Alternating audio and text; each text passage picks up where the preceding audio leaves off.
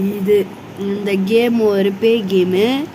இந்த பேய் வந்து நம்மளை தொட்டினா ஏன் வந்த காமிக்கிறேன் வாங்க பாருங்க. ஆமா இங்க பாருங்க எல்லா இடத்துலயும் ஒரு மாதிரி இருக்கு.